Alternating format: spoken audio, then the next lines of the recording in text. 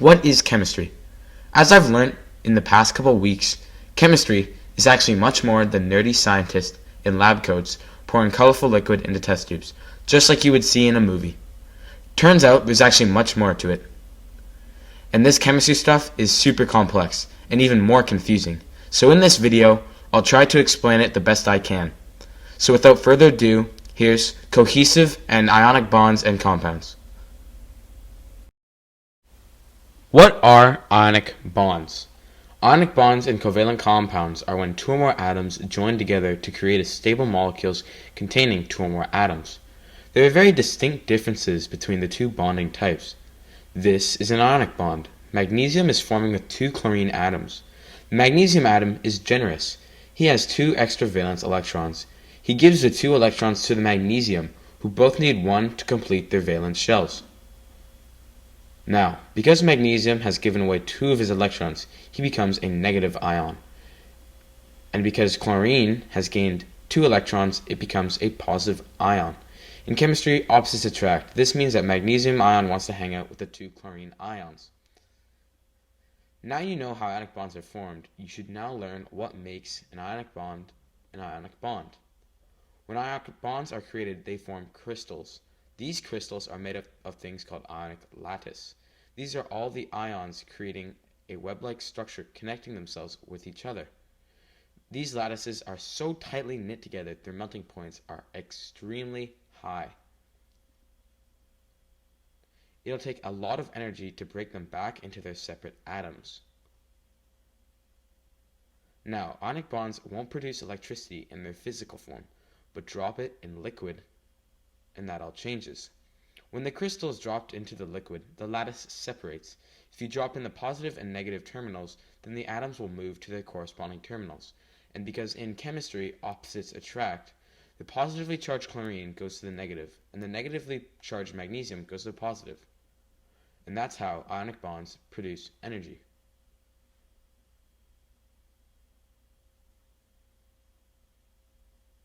I also want to mention, I refer to the elements as ions, and I just want to explain that once an atom loses or gains an electron, it is then referred to as an ion, hence the name ionic bond.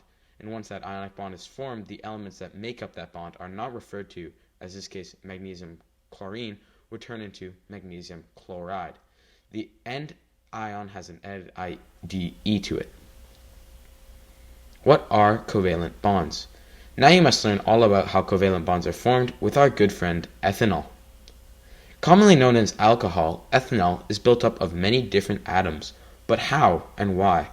Covalent bonds are formed when two or more atoms, mostly nonmetals, join together, and instead of giving electrons to each other, they share them with each other. Nonmetals are most often sharing electrons with each other because they have lots of valence electrons, and they want to bond with other nonmetals so they can achieve a full valence shell.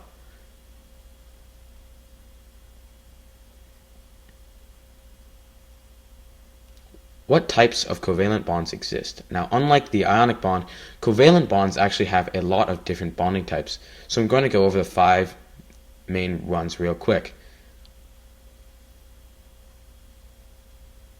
This one is called a non-polar bond.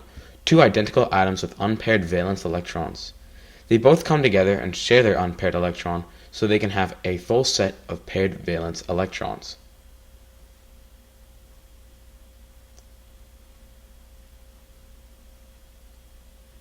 This one is much like the nonpolar bond.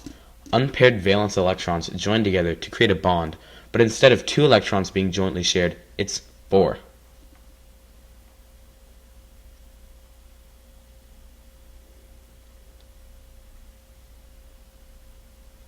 If you notice a pattern in the past bonds, you'd know that this one is called the triple bond. Almost exactly the same as a double, except instead of 4 electrons being jointly shared, it's 6.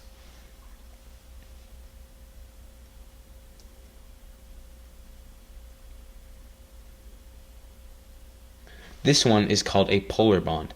Like the other atoms I've covered, each has an unpaired valence electron, but unlike the other bonds I've covered, this bond has an unequal sharing of valence electrons. The blue electrons show the electrons being shared, and the red atoms represent the electrons that aren't being shared. As you can see, the ratio is uneven. Oxygen is using 2 hydrogen atoms as donors.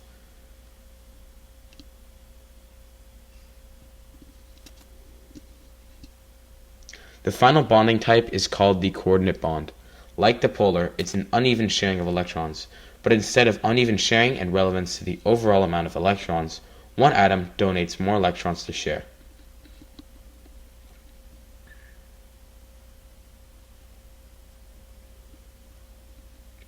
Congrats! Now you know how covalent bonds are formed, how they form, and why they form. Now you'll learn what makes a covalent bond. Like the ionic bond, when atoms come together, they form molecules, and the molecules become lattices. Unlike ionic bonds, the lattices aren't as tightly knit. Ionic bonds are much tighter, meaning that their boiling and melting points are much lower than ionic. Also unlike ionic bonds, covalent bonds, being mostly non-metal, means they'll never produce electricity, other than a couple exceptions because they don't have charged ions that. Congratulations!